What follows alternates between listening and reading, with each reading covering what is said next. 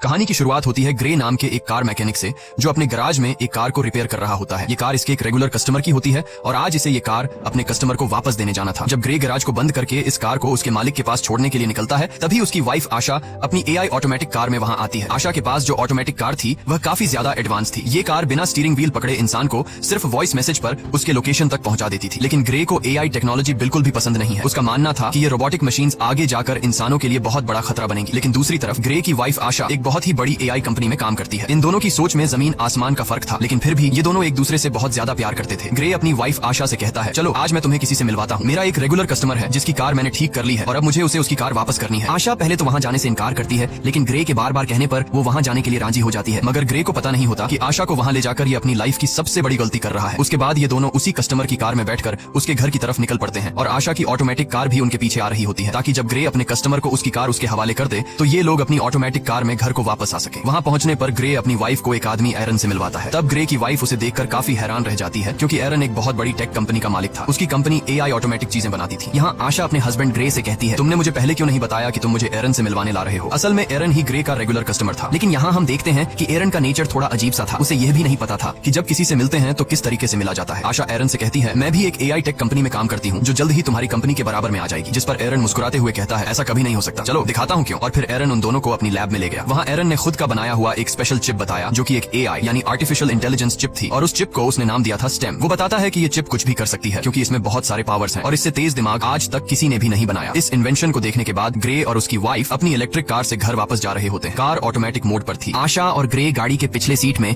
Romance में मसरूफ थे, लेकिन तभी अचानक से उनकी कार अपने रास्ते से भटककर दूसरे रास्ते पर चलने लगती है। ग्रे ये नोटिस कर लेता है कि कार वहाँ पर नहीं जा रही जहाँ उसे जाना चाहिए। तब ग्रे की वाइफ अपनी कार को वापस घर के रास्ते पर चलने के लिए कहती है, लेकिन वो कार कहती है कि सिस्टम में कोई खराबी आ गई है। ग्रे मैनुअली कार की ब्रेक दबाकर उसे रोकने की कोशिश करता है, जिससे कार रुकती नहीं बल्कि उसकी स्पीड और ज्यादा बढ़ जाती है। ये दोनों कार को रोकने की काफी कोशिश करते हैं, लेकिन कार को नहीं रोक पाते, जिसकी वजह से उनकी कार स्पीड ब्रेकर से टकरा जाती है और उलट जाती है। लकीली इस एक्सीडेंट में इन दोनों को ज्यादा चोटें नहीं आती और ये दोनों बच जाते हैं। ये लोग कार से निकलने की कोशिश कर रहे होते हैं कि तभी वहाँ पर एक गाड़ी आकर रुकती है जिसमें से 4 लोग बाहर आते हैं और वो इन दोनों को कार से बाहर निकालकर पकड़ लेते हैं। उसी जगह पर एक पुलिस ड्रोन कैमरा भी ऊपर से सब कुछ शूट कर रहा होता है जो उन 4 लोगों को पहचानने की कोशिश कर रहा था, लेकिन ड्रोन उन्हें नहीं पहचान पाता। यहाँ ग्रे को लगता है कि शायद ये लोग चोर हैं। वो उन लोगों से कहता है, प्लीज हमें छोड़ दो और बदले में तुम बेशक हमारी गाड़ी, पैसे, सब कुछ ले लो। लेकिन वो लोग ग्रे की कोई बात नहीं सुनते और उनमें से एक आदमी ग्रे की वाइफ को शूट कर देता है। ये देखकर ग्रे पूरी तरह से सुन्न हो जाता है। ग्रे की आंखों के सामने उसकी दुनिया उजड़ गई। वो तेजी से चीखने लग जाता है। उसके बाद ये लोग ग्रे को पकड़कर पहले उससे खूब मारते हैं और फिर यह लोग ग्रे को भी गर्दन के पीछे गोली मार देते हैं। ये लोग ग्रे और आशा का सारा सामान चोरी करके वहाँ से चले जाते हैं। ग्रे की सांसें अभी भी चल रही थी और वो अपनी आंखों के सामने अपनी वाइफ को तड़पता हुआ देख रहा था, लेकिन ग्रे कुछ भी नहीं कर पा रहा था क्योंकि उसकी बॉडी का कोई भी पार्ट नहीं हिल पा रहा था। और फिर ग्रे की आंखों के सामने उसकी वाइफ की मौत हो जाती है। कुछ देर बाद वहाँ पर पुलिस आ पहुंची। उन्होंने आशा की बॉडी को पोस्टमार्टम के लिए भेज दिया और ग्रे को हॉस्पिटल में एडमिट कर दिया। हॉस्पिटल में 3 महीनों तक इलाज चलने के बाद ग्रे की जान तो बच गई, लेकिन अब वो चलने के काबिल नहीं था। गर्दन के नीचे गोली लगने की वजह से उसका स्पाइनल कॉर्ड टूट गया। कंधे से नीचे उसका पूरा जिस्म पैरालाइज्ड हो गया और फिर 3 महीनों बाद ग्रे को घर वापस लाया जाता है और यहाँ पर ग्रे व्हील चेयर पर होता है क्योंकि उसके सिर के अलावा पूरी बॉडी बेजान थी। अब ग्रे कोई भी काम नहीं कर सकता था, इसीलिए उसका काम करने के लिए उसके घर पर एक रोबोट मशीन थी जो उसका सारा काम करती थी और उसकी मदर उसका ख्याल रख रही थी। लेकिन ग्रे के लिए अब जिंदगी बोझ बन चुकी थी। उन 4 किलर्स ने न सिर्फ उसकी वाइफ को मार डाला बल्कि उसकी जिंदगी उजाड़ दी। वो बदले की आग में जल रहा था। बस ग्रे के पास एक ही उम्मीद बची थी जिसके सहारे वो जी रहा था। वो अपनी वाइफ के किलर्स को जल्द से जल्द जेल की सलाखों के पीछे देखना चाहता था, इसीलिए वो पुलिस स्टेशन जाता है। पुलिस स्टेशन में ग्रे उनसे अपनी वाइफ के किलर्स के बारे में पूछता है तो वो डिटेक्टिव कहती है कि इनमें से अभी तक किसी का भी पता नहीं चल पाया। वहाँ हमारे पुलिस का ड्रोन कैमरा तो मौजूद था, लेकिन फुटेज धुंधली थी जिससे कातिलों का पता नहीं चल पा रहा है और पुलिस अब और इन्वेस्टिगेशन कर रही है। हम बहुत जल्द उन्हें ढूंढ लेंगे। तब ग्रे ये सुनकर काफी ज्यादा डिसअपॉइंट हो जाता है क्योंकि काफी टाइम से ग्रे पुलिस से बस यही सुनता आ रहा था कि हम इन्वेस्टिगेशन कर रहे हैं। अब ग्रे पूरी तरह से हिम्मत हार चुका था और वो इस तरह से जीना भी नहीं चाहता था क्योंकि उसकी जो उम्मीद थी अपनी वाइफ के कातिलों को जेल की सलाखों के पीछे देखने की, उससे वो अधूरी नजर आने लगी। ग्रे को समझ आ गया था कि पुलिस उन 4 कातिलों को कभी नहीं पकड़ पाएगी, इसीलिए अब वो खुद को मारने की सोचने लगा। ग्रे वहाँ पर मौजूद रोबोट मशीन की मदद से मेडिसिन का ओवरडोज ले लेता है जिससे वो बेहोश हो गया। अच्छी बात यह थी कि उसके घर पर लगे एआई सिस्टम ने वक्त पर एम्बुलेंस को फोन कर दिया जिससे ग्रे की जान बच गई। और यहाँ ग्रे से मिलने उसका वही रेगुलर कस्टमर एरन आता है। वो ग्रे से कहता है, मुझे तुम्हारी ये हालत देखकर बहुत बुरा लग रहा है। एरन ग्रे को दोबारा अपने पैरों पर खड़ा होकर जीने की उम्मीद देता है और कहता है, ग्रे क्या तुम्हें याद है मैंने तुम्हें एक बार एक पावरफुल एआई चिप दिखाई थी, अगर तुम उसे अपनी बॉडी के अंदर लगा दो तो तुम एक बार फिर से चलने के काबिल हो जाओगे, साथ ही साथ बहुत ज्यादा पावरफुल भी हो जाओगे। लेकिन ग्रे एरन की इस ऑफर से इनकार कर देता है। ग्रे कहता है, अब मैं ये जिंदगी नहीं जीना चाहता। तब एरन उससे कहता है, सोच लो ग्रे, ये चिप तुम्हारी वाइफ को तो जिंदा नहीं कर सकती लेकिन तुम्हें एक बार फिर जीने का मौका दे सकती है। अगर तुम्हारी वाइफ भी जिंदा होती तो वो भी यही चाहती। ये बात ग्रे के दिमाग को टच कर गई। वो सोचने लगा कि अगर मैं ठीक हो गया तो अपनी वाइफ का बदला ले सकूंगा, इसीलिए वो एरन की बात मान जाता है। अब यहाँ पर हम ये जान पाते हैं कि एरन को ग्रे से कोई हमदर्दी नहीं थी। वो बस ग्रे के पास अपने मकसद के लिए ही आया था क्योंकि वह अपनी एआई चिप को किसी की भी बॉडी में इंसर्ट करना चाहता था। वो चेक करना चाहता था कि उसका इन्वेंशन सक्सेसफुल है भी या फिर नहीं। इसीलिए एरन वो चिप ग्रे की बॉडी में डालकर सीक्रेटली एक्सपेरिमेंट करना चाहता है, क्योंकि गवर्नमेंट इस तरह के एक्सपेरिमेंट्स करने की इजाजत नहीं देती। अगले सीन में हम देखते हैं कि एरन अपने घर में ग्रे की बॉडी पर एक्सपेरिमेंट कर रहा होता है। यहाँ ग्रे की स्पाइनल कॉर्ड में वो चिप इम्प्लांट की जाती है। वो चिप सीधा ग्रे के दिमाग से जुड़ गया। ऑपरेशन के कुछ घंटे बाद ग्रे को होश आता है तो डॉक्टर उसके हाथ और पांव को मूव करने की कोशिश करती है और ये चेक करती है कि क्या ग्रे अपने हाथ और पांव को अब महसूस कर पा रहा है या फिर नहीं। तब ग्रे की हालत देखकर वो लोग समझ जाते हैं कि चिप ने ग्रे की बॉडी पर असर नहीं किया। एरन बहुत ज्यादा मायूस हो जाता है क्योंकि उसके इतने सालों की मेहनत जाया हो गई थी। लेकिन तभी ग्रे अपने हाथों को मूव करने लगता है। ये देखकर वो लोग हैरान रह जाते हैं और अब ग्रे अपने दोनों हाथों को मूव कर पा रहा था और फिर देखते ही देखते ग्रे अपने दोनों पैरों पर खड़ा हो जाता है। खुद को ठीक होता देखकर ग्रे बहुत ज्यादा खुश हो जाता है। अब वो पहले से भी ज्यादा पावरफुल खुद को फील करने लगा। एरन भी अपनी एक्सपेरिमेंट को सक्सेसफुल होता देखकर काफी खुश हो जाता है। फिर यहाँ पर एरन ग्रे से एक कॉन्ट्रैक्ट पर साइन करवाता है जिसमें वो किसी को भी नहीं बताएगा कि वो चल सकता है और उसे सबकी नजरों में पैरालाइज्ड बनकर रहना होगा, क्योंकि अगर गवर्नमेंट को पता चला कि ग्रे चिप के जरिए दोबारा से चल पा रहा है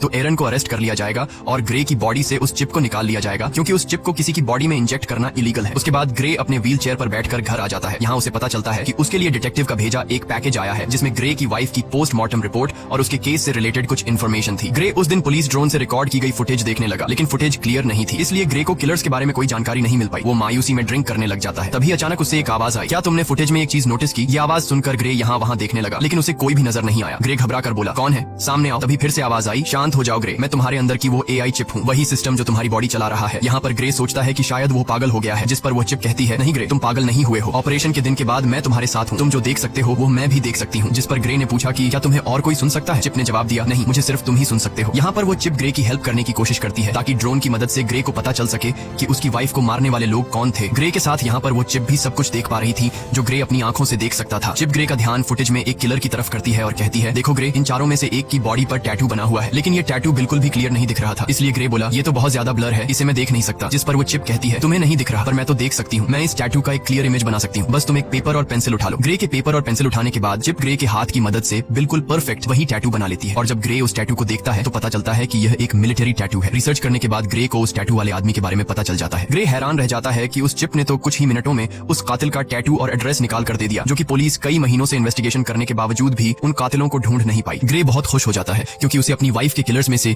एक किलर का पता चल चुका था। तब ग्रे उसके बारे में पुलिस को इन्फॉर्म करने का सोचता है, लेकिन यहाँ चिप ग्रे को ऐसा करने से रोक देती है। वो उससे याद दिलाती है कि तुम्हें एरन ने ये सब कुछ करने से मना किया था, तुम भूल गए कि तुमने एरन के साथ कॉन्ट्रैक्ट साइन किया था कि तुम लोगों के सामने कभी भी ये नहीं जाहिर करोगे कि तुम चल फिर सकते हो, और अगर तुम पुलिस को इस किलर के बारे में बताओगे तो पुलिस उल्टा तुमसे पूछेगी कि तुम्हें कैसे इन किलर्स के बारे में पता चला और तुमने ये टैटू किस तरह से बनाया। ग्रे चिप से पूछता है, तो फिर तुम बताओ अब मैं क्या करूं? चिप ग्रे से कहती है, पहले तुम खुद उस आदमी के एड्रेस पर जाओ और उसके खिलाफ सबूत इकट्ठा करो। इसीलिए ग्रे अब खुद वहां पहुंच जाता है, लेकिन वहां पर पुलिस ड्रोन थे, इसीलिए ग्रे उन ड्रोन के सामने अपनी व्हील चेयर पर ही बैठा रहता है। और जब ड्रोन वहां से चले जाते हैं तो ग्रे चुपके से वहां से खड़ा होकर किलर के घर की तरफ जाता है। वो किलर के घर के दरवाजे को खोलकर घर के अंदर चला जाता है। वहां जाकर वो एविडेंस ढूंढने लग जाता है और यहाँ पर ग्रे को पता चलता है कि उस किलर को किसी ने बहुत सारे मैसेजेस किए हैं। ग्रे के अंदर लगी चिप उन मैसेजेस को कुछ सेकंड के अंदर ही पढ़ लेती है। चिप ग्रे से कहती है कि इन मैसेजेस में ओल्ड बोन नाम की जगह का बार बार बताया गया है, क्या तुम्हें इसके बारे में कोई जानकारी है? ग्रे ने कहा, हाँ, ये हमारे घर के पास ही एक बार का नाम है। इन्हीं बातों के बीच ग्रे को किसी के आने की आवाज सुनाई देती है। असल में वहाँ पर वो किलर था जो कि वापस आ गया था। वो किलर देखता है कि उसके टेबल पर सारा सामान बिखरा हुआ है। तभी वो किलर सामने लगे शीशे से ग्रे को देख लेता है। वो फौरन ग्रे पर हमला कर देता है और उससे पूछता है, तुमने मुझे कैसे ढूंढा? तब ग्रे इस बात का कोई जवाब नहीं देता और ग्रे किलर से पूछता है, तुम बताओ मेरी वाइफ को किसने मारा था? वो किलर बहुत ज्यादा ताकतवर था, इसीलिए वो ग्रे पर भारी पड़ने लगता है। इससे पहले कि वो ग्रे को मार पाता, ग्रे के अंदर लगी चिप ग्रे से पूछती है, तुम मुझे अपनी बॉडी का फुल कंट्रोल दो ताकि मैं कुछ कर सकूं। जिसके बाद ग्रे बिना सोचे समझे उसे परमिशन दे देता है। चिप को परमिशन मिलने के बाद ग्रे एकदम से उस किलर पर अटैक कर देता है और उसे काफी बुरे तरीके से मारने लगता है। वो किलर भी परेशान हो जाता है कि आखिर अचानक इसमें इतनी ताकत कहां से आ गई, और ग्रे भी सोच में पड़ जाता है कि आखिर मैं इतना ताकतवर कैसे हो गया। यहाँ पर ग्रे उस किलर को खुद के हवाले करने के लिए कहता है, लेकिन वो किलर उस पर एक नाइफ से अटैक कर देता है। तो वो चिप सारी सिचुएशन को संभालते हुए उस किलर को मार डालती है और तब वो चिप किलर को मारने के बाद बॉडी कंट्रोल ग्रे को वापस दे देती है। ये देखकर ग्रे बहुत परेशान हो जाता है क्योंकि वो किलर को जान से मारना नहीं चाहता था। उसे लगा कि अब उसका जेल जाना पक्का है। वो चिप ग्रे से कहती है कि घबराओ मत ग्रे, तुम्हें कुछ नहीं होगा, बस तुम यहाँ जल्दी से अपने सारे फिंगरप्रिंट्स मिटा दो। अब यहाँ पर वो चिप जैसे कहती है, ग्रे बिल्कुल वैसे ही करता है। कुछ देर बाद पुलिस उस आदमी की बॉडी को पोस्टमार्टम के लिए ले गई, जहाँ हम उस डिटेक्टिव को देख पाते हैं। डिटेक्टिव को पोस्टमार्टम के दौरान पता चला कि उसकी बॉडी के अंदर एक वेपन इंसर्ट था और साथ साथ उसकी पूरी बॉडी में छोटी छोटी वायर्स थी। यानी वो किलर एक अपग्रेडेड इंसान था जो किसी भी आम इंसान से काफी ज्यादा पावरफुल था। दूसरी तरफ एरन ग्रे पर काफी गुस्सा करता है, तुमने उस किलर को क्यों मारा? ये काम काफी रिस्की था, अगर तुम पकड़े जाते तो तुम्हारे साथ मैं भी जेल चला जाता। मैंने इस चिप को तुम्हारे अंदर इसलिए इंसर्ट नहीं किया कि तुम अपनी वाइफ का बदला लो, और अगर दोबारा तुमने इस तरह की कोई हरकत की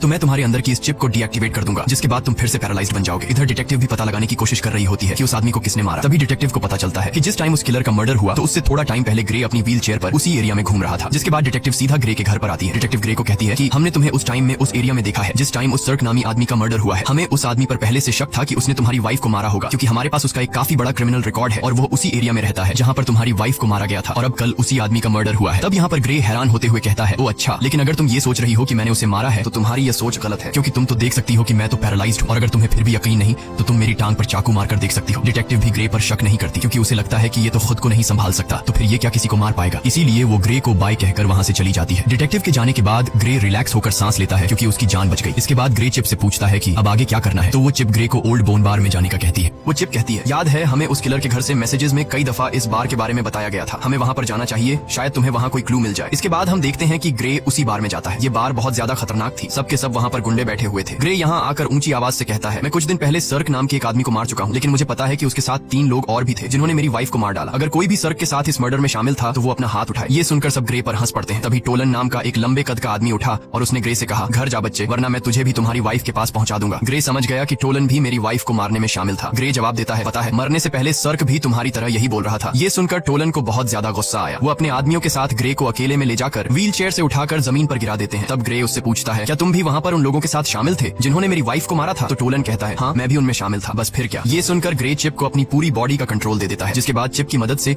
ग्रे उसके पास 2 आदमियों को मार गिरा देता है और फिर टोलन को भी बुरी तरीके से पिटने लग जाता है। ग्रे टोलन को नीचे जमीन पर गिराकर उससे पूछता है, तुम्हारे 2 और साथी कहाँ हैं और तुम लोगों ने मेरी वाइफ को क्यों मारा? लेकिन टोलन डरने के बजाय उल्टा हंस रहा था। वो ग्रे को कुछ भी नहीं बताता। तभी वो चिप ग्रे से कहती है, अगर तुम चाहो तो मैं बड़ी आसानी से इसका मुंह खुलवा सकती हूँ। ग्रे कहता है, क्यों नहीं, तुम जरा ट्राई करो। वो चिप उस किलर का फेस पूरी तरह से कट कर देती है। ग्रे पूछता है, अब बता क्यों मारा था मेरी वाइफ को? टोलन की सारी हेकड़ी निकल गई और फौरन उसने कहा, हमें पैसे मिले थे तुम्हारी वाइफ को मारने के लिए और मुझे फिस्क ने पैसे दिए। लेकिन इससे पहले कि ग्रे उससे फिस्क के बारे में कुछ पूछ पाता, वो आदमी वहीं पर मर जाता है। ग्रे गुस्से में चिप से कहता है, मैंने उसे मारने को तो नहीं कहा था, बस तुम्हें सिर्फ इसका मुंह खुलवाना था। तभी ग्रे की नजर उस मरे हुए आदमी के गले में लगी चेन पर पड़ी जिस पर उसे बनाने वाली कंपनी का बोल्ट नाम लिखा था। ये देखकर ग्रे को शॉक हुआ क्योंकि उस कंपनी में ग्रे की वाइफ आशा काम करती थी, यानी आशा के अपने ही कंपनी वाले उसे मरवाना चाहते थे। उधर एरिन को पता चल चुका था कि ग्रे ने फिर से किसी की जान ले ली। अब वो जल्दी से चिप को शट डाउन करने की कोशिश कर रहा था। तभी वो चिप ये बात ग्रे को बता देती है कि मुझे एरिन शट डाउन करने की कोशिश कर रहा है, इसीलिए हमें जल्द से जल्द कुछ करना होगा। ग्रे बोला, अब क्या करें? तभी वो चिप ग्रे को एक हैकर के बारे में बताती है ताकि उस हैकर की मदद से एरिन की इनपुट को हटा सके, जिससे एरिन का होल्ड खत्म हो जाएगा और वो कुछ भी नहीं कर पाएगा। चिप ग्रे को जेमी नाम के एक हैकर का पूरा एड्रेस दे देती है। इसके बाद ग्रे उस हैकर के पास जाने लगता है। कुछ देर बाद ग्रे उस हैकर के फ्लैट तक पहुंच जाता है, लेकिन दूसरी तरफ एरिन उस चिप को 30% शट डाउन कर देता है, जिससे ग्रे की एक टांग पैरालाइज हो जाती है। लेकिन ग्रे फिर भी हिम्मत करके ऊपर जाता है। एरिन तेजी से चिप को शट डाउन करने के काम पर लगा रहता है, जिससे ग्रे का एक हाथ और एक पांव पैरालाइज हो जाता है। लेकिन इससे पहले कि एरिन ग्रे को पूरी तरह से पैरालाइज कर देता, ग्रे हैकर के डोर तक पहुंच जाता है। इसके बाद एरिन ग्रे को 100% शट डाउन कर देता है। अब ग्रे पूरी तरह से पैरालाइज हो चुका था। अच्छी बात यह थी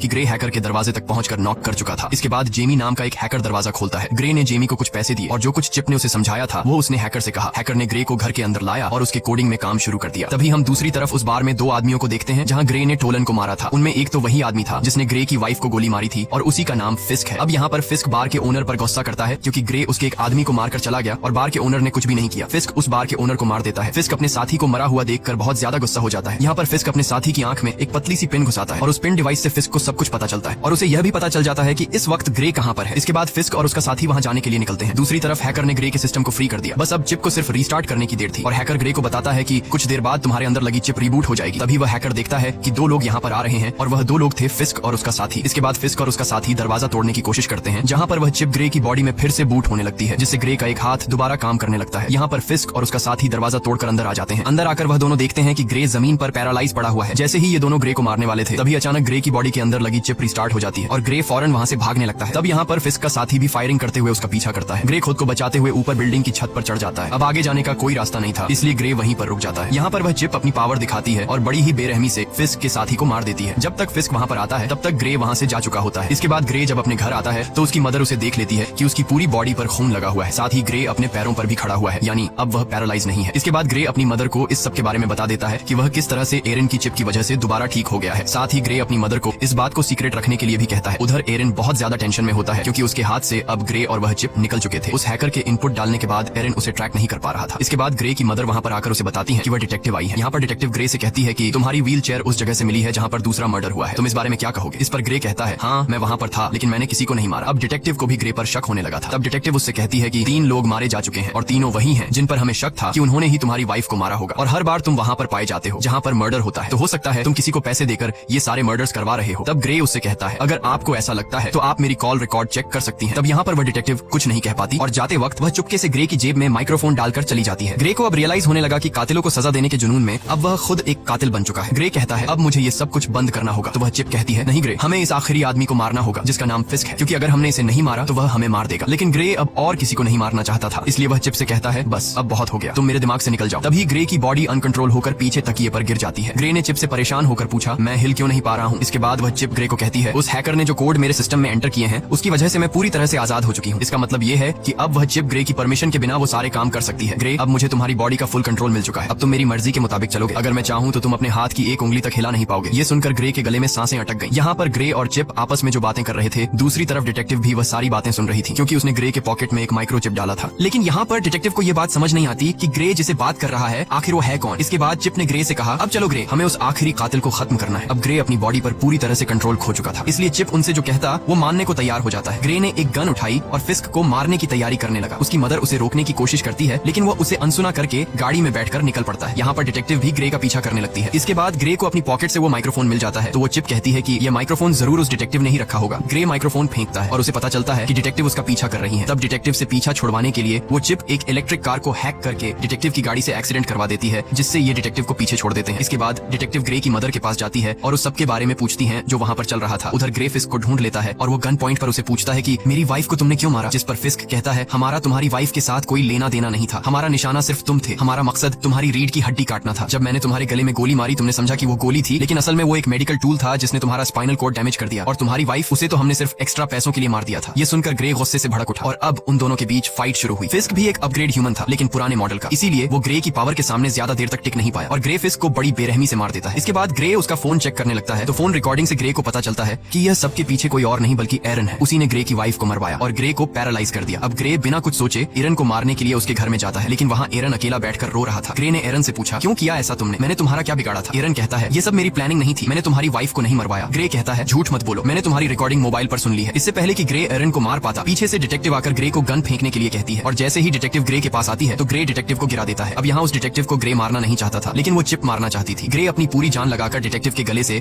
अपना हाथ हटा लेता है। अब चिप ग्रे से कहती है क्या अब तुम मुझसे ही लड़ना चाहते हो, तुम्हें पता नहीं है कि तुम्हारा दिमाग मेरे कंट्रोल में है, तुम जानते हो कि मैं तुम्हें दर्द भी दे सकती हूँ। इसके बाद वो चिप ग्रे के हाथ से चाकू उठाती है और उसके दूसरे हाथ में दे मारती है, जिससे ग्रे चीखने लग जाता है। ग्रे अब फिर से डिटेक्टिव को मारने के लिए आगे बढ़ा। वो उसे मारने ही वाला था कि डिटेक्टिव उसे टेजर गन से शॉक दे देती है, जिससे वो नीचे गिरकर पैरालाइज हो जाता है। इसके बाद एरन हाथ में बंदूक लिए ग्रे की तरफ आगे बढ़ा और यहाँ पर होता है मूवी का मेन प्लॉट रिवील। यहाँ पर एरन कहता है इस चिप को मैंने बनाया था और तुमसे पहले मैं इस चिप से बातें करता था और मुझे चिप ने बताया कि वो इंसानों की तरह बनना चाहती है। मैंने वही किया जो तुम्हारे गले में लगी चिप ने मुझसे करवाया। फिस्क को कॉन्ट्रैक्ट देकर तुम्हारी वाइफ को मरवाना, तुम्हें पैरालाइज करना और तुम्हारी गर्दन पर वो चिप लगवाना, सब कुछ उसी चिप का प्लान था। मैंने इस चिप को बनाया तो है, लेकिन मैं इसे पूरी तरह कंट्रोल नहीं कर सका। ये चिप किसी इंसान के शरीर में घुसकर उसे अपनी मर्जी के फैसले करवाना चाहती थी और इस चिप ने तुम्हें चूज किया था। ये बातें सुनकर ग्रे काफी हैरान हो जाता है। एरन बताता है कि ये चिप मुझे मारना चाहती है क्योंकि अगर मैं जिंदा रहा तो इसी के जैसी एक और एआई चिप बना दूंगा और चिप यह नहीं चाहती कि इस जैसा और कोई भी हो, इसीलिए वो मुझे मारना चाहती है। और यहाँ पर वह चिप कहती है हाँ यह मेरा ही प्लान था, मैं जिंदा इंसान बनना चाहती थी,